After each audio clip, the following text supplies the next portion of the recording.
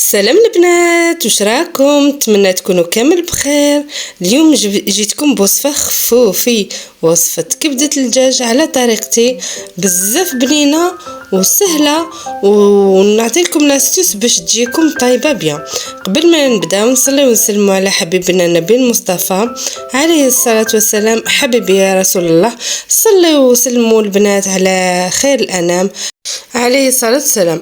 هكذا بعد ما غسلت لي زابان تاعي تري بيان البنات، ودرت لهم التشليله الاولى والثانيه، وهذه التشليله الثالثه درت لهم الماء مع شويه خل، نخليهم مده ربع ساعه ولا 10 دقائق، ومن بعد نقطعهم بهذا الشكل ونخلط لهم الكبده ونجي نحطهم في المقله. هنا كي تحطيهم اختي في المقله ما ديري لهم ني زيت ني والو، استاجير نخليو هذا يطيبوا في ماهم في المره الاولى هكذاك باش ما يجوناش محرحرين بالماء كما كتشوفوا.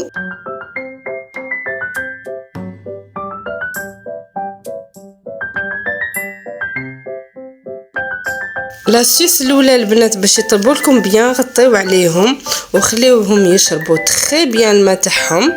كي تصيبوهم باللي نشفوا من هذاك الماء زيدوا لهم 2 مغارف من الزيت بهذه الطريقه، وخليوهم يبداو ياخذوا اللون من الجهتين، من الجهه هذه ومن الجهه الاخرى، ونبداو ناسيزونيوهم ولا نديروا لهم توابل اللي تحبوهم. هنا درت لهم انا الملح والفلفل الكحل فقط. تقدري تضيفي لهم الكمون، تقدري تضيفي لهم فلفل عكري ولا فلفل حار كما تحبي. انا اكتفيت بالملح والفلفل الكحل، زدت خليتهم خذاو اللون من الجهتين.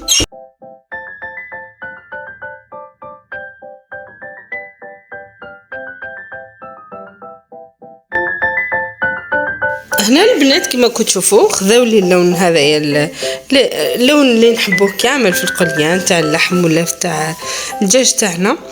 وهنايا قطعت 2 حبات بصل كما كتشوفوا بالطول بالطريقه هذه، ونحطهم بعد ما تحمر لي بيان سور الكبده تاعي مع لي زابا هذوك، ونعاود نغطي عليهم النار بعد ما اسيزونيتهم، نخليهم مده 5 إلى 10 دقائق يذبل البصل تاعنا، ونعاود نولي معاكم.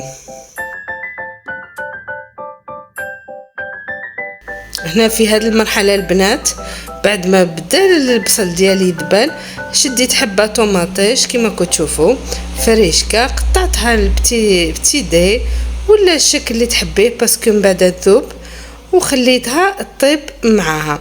انا هاد الكبده البنات نقدمها مع لي فخيت ولا سلاد، وكل وحده تقدمها باش تحب.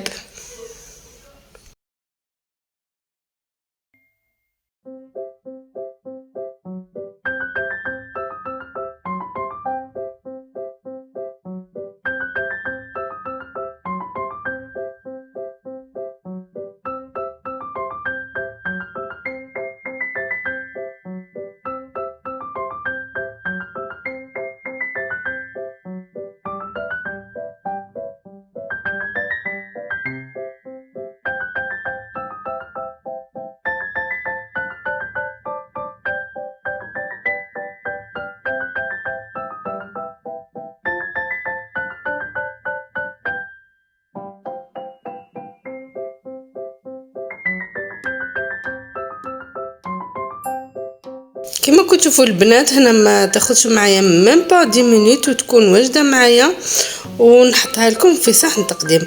انا كنت قدمتها بطريقه هذه مع شويه شلاضه وبيان سور لي فريت مقرمشين هايلين. نتمنى تكون عجبتكم وصفه اليوم وتجربوها. ما اللي شاهدت الفيديو حتى النهايه ما تنسيش اللايك، واذا ما كنتيش مشتركه معنا اشتركي معنا. مرحبا بك، نخليكم في امان الله، نتلاقاو في فيديو جديد. سلام.